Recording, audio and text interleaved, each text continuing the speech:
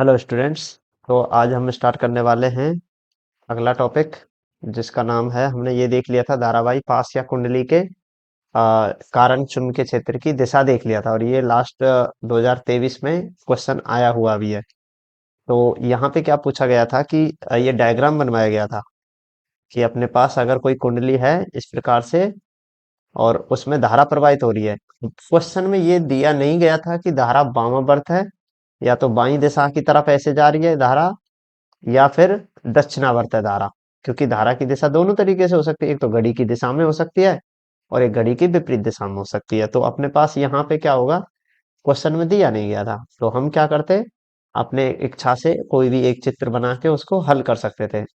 अब एक बनाए या फिर दोनों बना सकते हैं, वो अपनी चॉइस है, पर चित्र सही से बनाना है, क्योंकि यहाँ पे इनका ही ध्यान में रखना चाहिए। देखो, चुंबकीय क्षेत्र जो होता है वो कभी भी ऐसे नहीं रहता कि एक ध्रुव, चुंबकीय क्षेत्र का कभी एक ध्रुव नहीं रह सकता। चुंबकीय क्षेत्र के हमेशा दो ध्रुव रहते हैं। तो इस प्रकार से ही ये लूप में रहता है। चुंबकीय क्षेत्र किस में रहेगा, लूप में बनता है हमेशा। ये आगे चल के ऐसे लूप में बनेंगे, ये ऐसे इस प्रकार से लूप में ही रहते हैं। तो चुंबकीय क्षेत्र का मान भी निकाला था कल हमने, वृत्ताकार कुंडली के कारण निकाला था। तो आज हम स्टार्ट करने वाले हैं, बायो सावर्त तो नियम पढ़ लिया, इसका अगला है एम्पियर का परिपथीय नियम। तो हेडिंग डालिए, एम्पियर का परिपथीय नियम।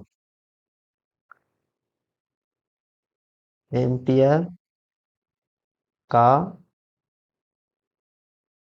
परिपथीय नियम।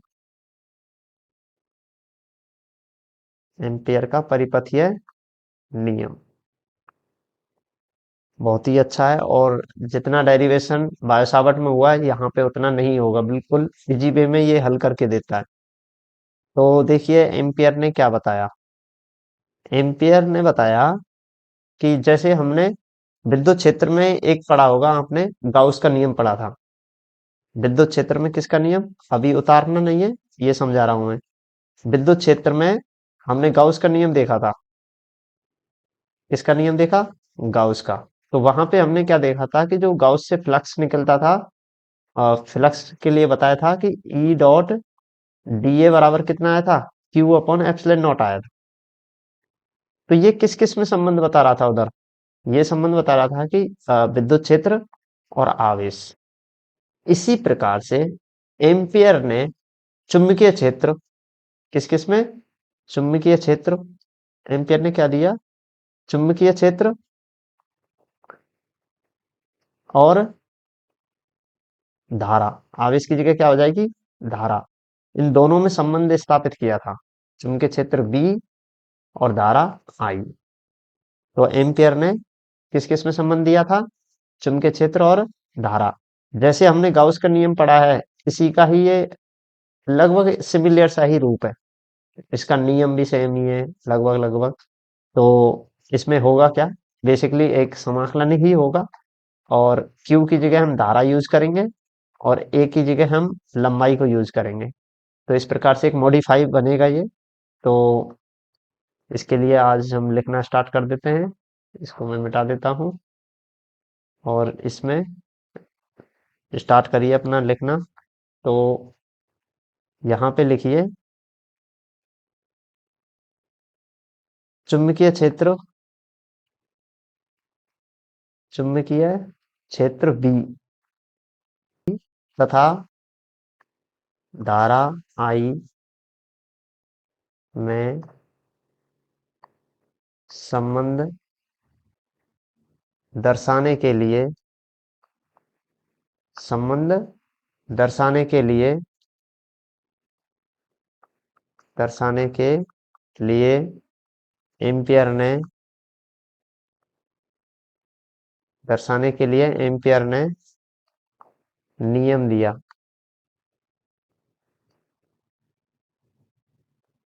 दिया,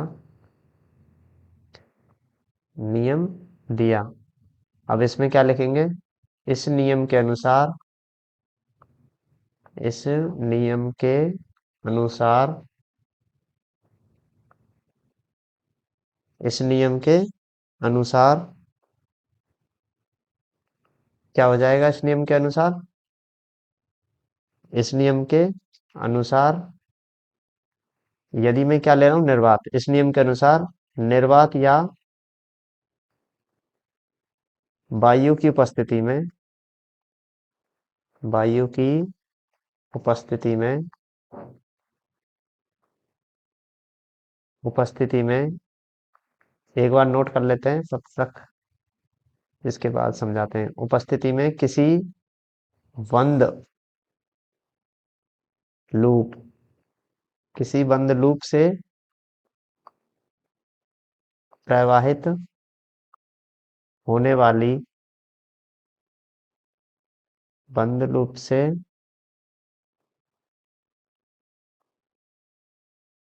हाँ एक सेकंड थोड़ा सा मिस्टेक हुआ है। बंद, किसी बंद लूप के लिए, किसी बंद लूप के लिए चुंबकीय क्षेत्र का, चुंबकीय क्षेत्र का रेखीय समाकलन, मैंने बोला ना यहाँ पे फिर समाकलन तो होगा, रेखीय समाकलन का मान, समाकलन का मान लूप में प्रवाहित होने वाली, प्रवाहित होने वाली, इसमें एम्पियर का परिपतीय नियम चल रहा है, लूप में प्रवाहित होने वाली धाराओं, धाराओं के बीजगणित योग, बीजगणित योग तथा निर्वात की चुंबकशीलता, निर्वात की चुंबकशीलता, चुंबकशीलता क्या होती है निर्वात की? हाँ एक सेकंड, ये निर्वात की चुंबकशीलता, और चुंबकशीलता को हम किससे लिखते हैं? म्यू नॉट, चुंबकशीलता के गुणनफल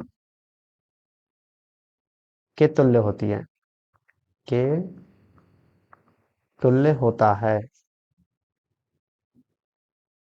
इसको लिखने के बाद हम इसे दोबारा से बता देंगे, इसे एम्पियर का परिपथीय नियम कहते हैं, परिपथीय नियम कहते हैं।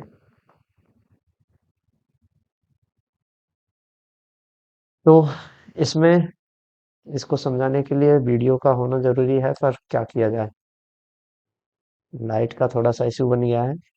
तो इसमें क्या होगा, अपने पास रेखीय समाकलन होगा, जैसे हमने विद्युत क्षेत्र में क्या किया था, फ्लक्स निकालने के लिए समाकलन किया था, तो इसमें रेखीय समाकलन होगा, किसका होगा? चुंबकीय क्षेत्र का। अब रेखीय समाकलन है तो लंबाई के अनुदिश होगा, तो डीएल हो गया, और इसका मान आता है किसके? म्यू जीरो, चुंबकशीलता और धाराओं का बीजगणित योग, उनके गुणनफल के बराबर आता है। और ये नियम जो दिया है इसको हम क्या बोलते हैं? एम्पियर का नियम। इसमें क्या किया है, इसमें ध्यान से देखना है, चुंबकीय क्षेत्र बी का रेखीय समाकलन, मतलब लंबाई के अनुदिश क्या हो रहा है? समाकलन, जो लंबाई के अनुदिश होता है एक तो, और एक दूसरा होता है क्षेत्रफल के अनुदिश, डीए जहां पे आता था, तो उसको बोलते थे पृष्ठीय समाकलन। जहां पे समाकलन किसके अनुदिश होगा? क्षेत्रफल के, क्षेत्रफल के अनुसार, तो उसको बोलेंगे पृष्ठीय। और जब भी समाकलन किसके अनुदिश, किसके सापेक्ष होगा? लंबाई के, तो हम उसको बोलेंगे रेखीय समाकलन। और एक और होता है जिसमें आयतन आता है, तो उसको आयतन समाकलन बोलते हैं, आयतन समाकलन। तो इस प्रकार से ये तीन प्रकार के समाकलन चलते हैं। तो ये किसका है? रेखीय का। तो रेखीय का हम समाकलन हो रहा है किसमें? देखो पहले इसमें क्या बोला गया है, तो सबसे पहला तो चुंबकीय क्षेत्र बी और धारा आई, इसमें धारा आई लिख लेते हैं। धारा आई में संबंध दर्शाने के लिए एम्पियर ने नियम दिया। इस नियम के अनुसार क्या कह रहे हैं कि निर्वात के उपस्थिति में किसी बंद लूप के लिए मेरे पास क्या होगा, कोई बंद लूप होगा, ऐसे इस प्रकार से लूप होगा। बंद लूप के लिए चुंबकीय क्षेत्र का रेखीय समाकलन। अब इस लूप के लिए रेखीय समाकलन मतलब इसके एक अल्पांश से चलते हुए मैं समाकलन करूंगा। इसको नोट नहीं करना है, ग्रीन लाइन वाले को नोट नहीं करना है। तो मैं क्या कर रहा हूं, इस प्रकार से कोई बंद लूप लूंगा। ग्रीन कलर कलर को नोट नहीं करना है। मेरे पास क्या है, एक लूप होगा। अब इस लूप में धारा प्रवाहित, हाँ, इस लूप में क्या करना है हमें, इस लूप के लिए चुंबकीय क्षेत्र का रेखीय समाकलन करना है। तो चुंबकीय क्षेत्र का रेखीय समाकलन कैसे करूंगा मैं, इसके लिए पहले एक अल्पांश मानूंगा इस पे डीएल, और फिर इसका समाकलन करूंगा इसके अनुदिश। तो मैं समाकलन करूंगा डीएल के अनुदिश, किसका, चुंबकीय क्षेत्र V का, और ये डॉट प्रोडक्ट रहेगा। तो क्या आता है वो, एम्पियर ने यही बताया कि इसका मान लूप में होने वाली प्रवाहित धाराओं का बीजगणितीय योग, धाराओं का बीजगणितीय योग कितना होगा, समेशन आई। समेशन क्या करेगा, सभी धाराओं को जोड़ेगा, आई। और क्या होगा, बीजगणित योग तथा निर्वात की चुंबकशीलता म्यू जीरो। तो इसका मतलब म्यू जीरो के गुणनफल के तुल्य होता है। इसे क्या कहते हैं, एम्पियर का परिपथीय नियम कहते हैं। अब देखो, ये धारा कौन सी धारा है, जो इस लूप के अंदर से प्रवाहित होगी, इस लूप के अंदर से प्रवाहित होगी। तो इसके लिए चित्र भी हम बनाने के लिए बनवा देते हैं। पहले ग्रीन कलर वाला हटा देते हैं।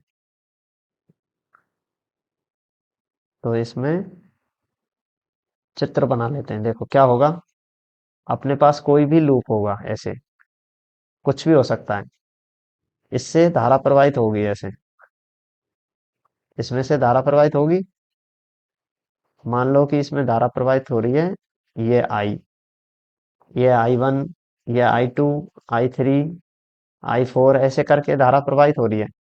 कोई भी तार है, या तो सिंगल एक ही तार हो सकता है, या फिर बहुत सारे तार हो सकते हैं, या फिर एक बेलनाकार ठोस पृष्ठ भी हो सकता है।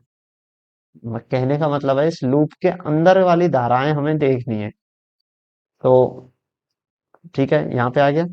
अब इस पर हम क्या मानेंगे, इस पर एक लंबाई अल्पांश मानेंगे। इस पर किस पर मानेंगे, इसके लूप पर, इस वाले लूप पर। तो मैं क्या मानूंगा, वो अल्पांश लंबाई डीएल। क्या मानूंगा मैं, डीएल। अब डीएल की दिशा किधर लेंगे, डीएल की दिशा हम ले लेंगे, इसके अनुदिश चलना है हमें। तो हमें डीएल ऐसे लेना पड़ेगा, डीएल। क्यों लेना है, क्योंकि हमें इस लूप के अकॉर्डिंग चलना है। क्यों, रेखीय समाकलन है। तो अपने पास डीएल आ जाएगा इसी दिशा में। अब होगा क्या, चुंबकीय क्षेत्र। चुंबकीय क्षेत्र हमेशा कैसे होता है, किस नियम से निकालेंगे, वो था ना एक अंगूठे वाला, कि अंगूठा की दिशा इधर हो और हाथ की उंगलियां, तो इस हिसाब से अंगूठे को इधर रखेंगे। तो जो उंगलियां, मुड़ी हुई उंगलियां होंगी, ऐसे करके जिधर मुड़ेंगी ये उंगलियां, तो ये दिशा किसको बताएंगे, चुंबकीय क्षेत्र को। तो यहाँ पे आ जाएगा इसमें चुंबकीय क्षेत्र बी का मान, डीवी कह देते हैं इसको, डीवी नहीं, बी आ जाएगा, इसको बी लिखना है। तो ये आ जाएगा अपने पास बी वेक्टर। तो कहने का मतलब है, इसके लिए हम क्या लिखेंगे फिर, रेखीय समाकलन बी वेक्टर डॉट डीएल, और ये बराबर होगा म्यू जीरो, और जिसमें समेशन आई। अब यहाँ पे समेशन आई कैसे लिख पाएंगे हम, कुल धाराओं का बीजगणित योग। जो धाराएं ऊपर जा रही हैं उनको हम पॉजिटिव लिख रहे हैं, तो हमारे सभी धाराएं कैसे हैं, पॉजिटिव हैं। तो इनको क्या कर लेंगे, I1 plus I2 plus I3 ऐसे करके नोट कर सकते हैं। ध्यान रखना, ये क्या है, बीजगणित योग है। ये इसमें एक लाइन लिखाई है बीजगणित योग की, देखो, धाराओं का क्या है, बीजगणित योग। और बीजगणित योग में जब जब बीजगणित योग होगा, उसका मतलब होता है कि अपने पास धाराओं को दिशा सहित लेना है। जो भी आने वाली धाराएं हैं उनको एक मतलब इस ऊपर जाने वाली को प्लस मान रहा हूं तो नीचे वाली को माइनस लेना है। अगर यहाँ पे कोई भी धारा ऐसे होती है जो नीचे जाती है तो उसको हम माइनस करके लिख देते हैं और उनका योग करना है और उसको कहाँ रखना है, यहाँ पे। बस यही क्या है, एम्पियर का नियम है। इसमें एक उदाहरण दिखा के इसको हम ऐसे समझा के लिख भी सकते हैं। अब यहाँ पे क्या है देखो, यहाँ पे अपने पास म्यू जीरो क्या है, म्यू जीरो क्या है, निर्वात की चुंबकशीलता है, निर्वात की चुंबकशीलता है, चुंबकशीलता, ठीक है। और यहाँ पे समेशन आई क्या है, ये है अपने पास लूप में प्रवाहित धाराओं का बीजगणित योग, लूप में प्रवाहित धाराओं का बीजगणित योग, बीजगणित योग है।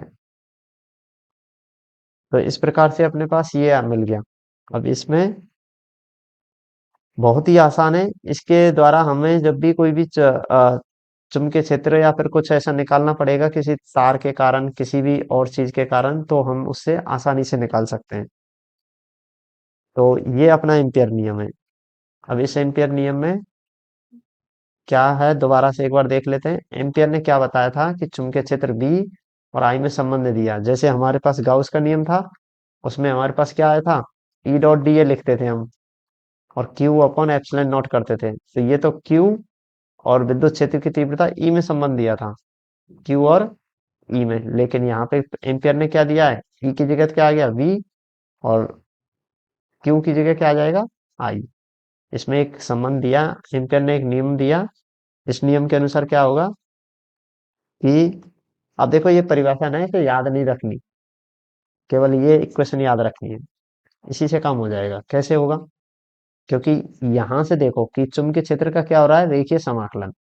तो बस एक लाइन लिखनी है कि लूप के लिए चुंबकीय क्षेत्र का रेखीय समाकलन का मान प्रवाहित होने वाली धाराओं का बीजगणित योग और उसकी चुंबकशीलता के गुणनफल के समानुपाती होता है, समानुपाती नहीं, बराबर होता है। बस इसी सूत्र से पूरा काम हो जाएगा। अब इसके लिए एक और बात आती है, इसके लिए इस समीकरण को थोड़ा सा हम ऐसे भी लिख सकते हैं और उसके लिए डिटेल में हम आगे लिखेंगे। वैसे एम्पियर की अगर परिभाषा आती है तो यहीं तक लिखना है। इसमें एक एक्स्ट्रा है कि चुंबकीय क्षेत्र,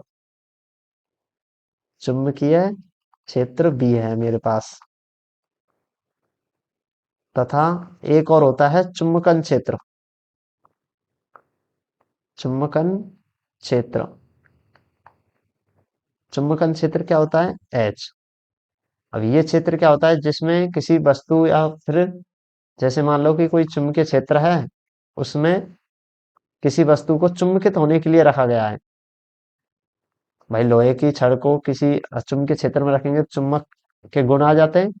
तो वो क्षेत्र क्या है जिसमें रखा गया है, वो है एच, और जो गुण आए वो क्या है, बी।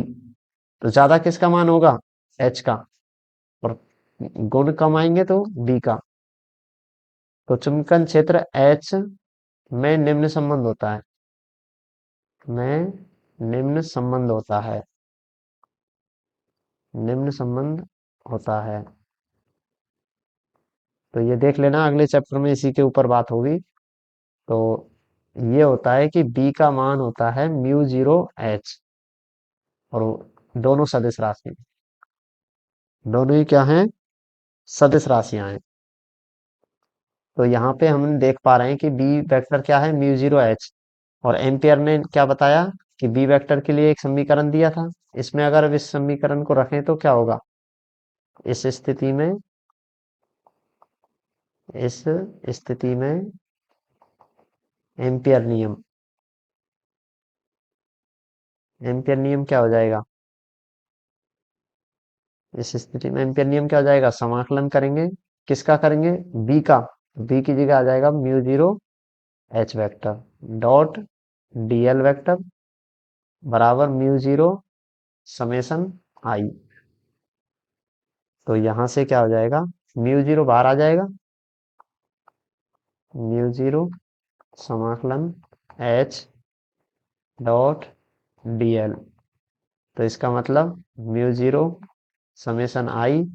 अब यहां से मैं म्यू जीरो को काट सकता हूँ, आसानी से कट जाएगा, क्योंकि यहाँ पे म्यू जीरो के लिए क्या है, म्यू जीरो एक नियतांक है जिसको हम नियत म्यू जीरो को क्या बोलते हैं, चुम्बक चुम्बकन चुम्बकशीलता, और जो कि अब कट जाएगा।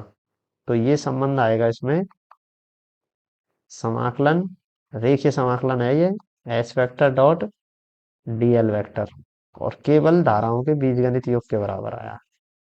इसको भी एम्पियर का ही नियम कहते हैं। कभी वैसे क्वेश्चन में आ जाए और हम वहां पे ये थोड़ा भ्रमित हो जाएं कि अपने पास क्या है, तो ये भी एम्पियर का नियम है। ये तो चुंबकीय क्षेत्र में है, और यहाँ पे चुंबकन क्षेत्र है ये। इसके लिए अगले चैप्टर में इसको हम डिटेल से समझेंगे। चुंबकन क्षेत्र वैसे क्या होता है, किसी भी क्षेत्र जिसमें किसी भी वस्तु पदार्थ को चुंबकित होने के लिए रखा जाता है, तो जिस क्षेत्र में रखते हैं वो एच होता है, और जो चुंबकीय गुण आते हैं वो वी आते हैं। तो इसका मतलब यहाँ से देख देख सकते हैं कि चुंबकशीलता निर्धारित करती है कि कितनी प्रवृत्ति में उसका चुंबकन होगा। तो ये एच का यहाँ से क्या हुआ, म्यू एच होता है, और ये बी वेक्टर आ जाएगा, और इसका मान रखते ही अपने पास ये क्या आ जाएगा, एम्पियर का नियम। और दोनों केस को व्यक्त करते हैं एम्पियर के नियम को, तो इसको समीकरण एक डाल देते हैं, इससे ऊपर वाला डाल देते हैं ये वाला, समीकरण एक फर्स्ट वाला डाल दें, और ये जो अभी निकल के आया ये दो, तो यहाँ पे लिख देंगे समीकरण एक व दो एम्पियर के परिपथीय नियम को प्रदर्शित करते हैं। एम्पियर के परिपथीय नियम को प्रदर्शित करते हैं।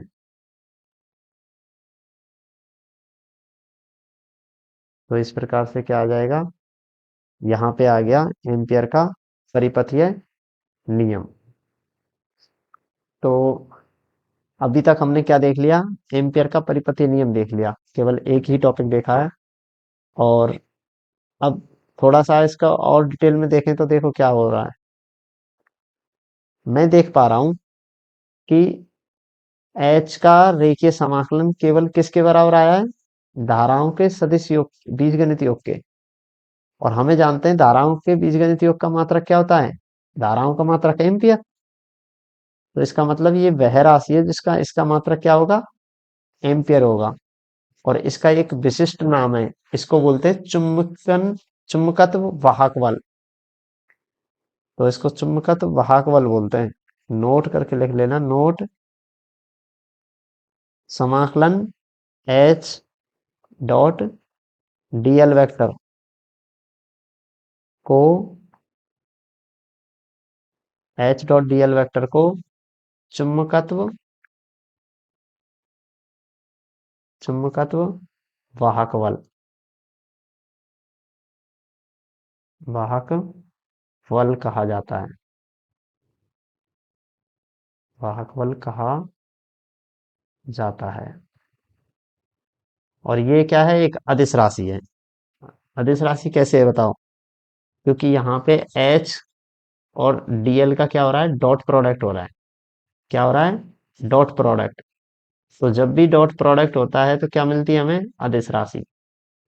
इसलिए ये कैसी राशि है, अदिश राशि है। यह अदिश राशि है। यह कैसी राशि है, अदिश राशि है। इसका मात्रक क्या होगा, इसका मात्रक